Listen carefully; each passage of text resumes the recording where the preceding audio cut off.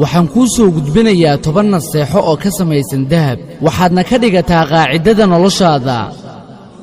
midda koobaad waxaad ahaataa qof mar walba dhanka fiican wax ka eega kana dheerow dadka dhanka xun wax ka eega maxaa yeelay intaad ayaga la jirto weligaaga waxba ma hagaajinaysid midda labaad waxaad iska xirtaa murugooyinkii tegay ee ku soo maray hana noqon mid wakhtigiisoo dhan ku qaata ka shalaynta wixii tegay balse noqon mid qaladyada ka qaata khibrad oo hadhow uga faa'iidaysta mustaqbalkiisa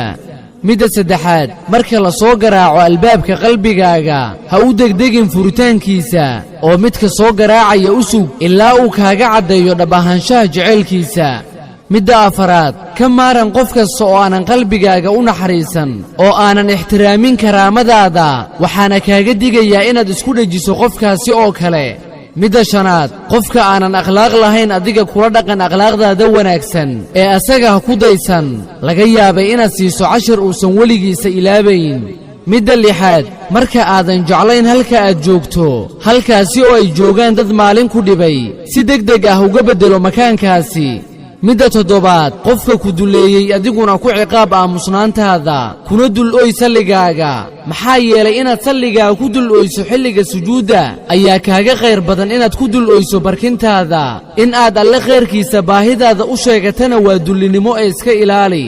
midda siddeedaad ha isku dayin inaad gaarto qof aanan asaguba awoodin inuu adiga ku soo gaaro yacnii kaa hooseeya nafsaddaadana ha noqoto mid kugu weyn oo aad karaamayso midda sagaalaad aamin awooddaada ogowna inaad nafsaddaada u tahay hormuud qofna ha u oggolaanin qofkuu doono ha ahaadee inuu nafsaddaada kuu hago midda tobanaad ilin kasta oo ku sigatay inay soo daadato aad farxad ku beddeshay waa gacan ku saacidi doonto oo zamanku kuu qarinayo markaad maalin u baahato ayaadna heli doontaa in shaa allah wassalaamu calaykum waraxmatullaahi wabarakaatuh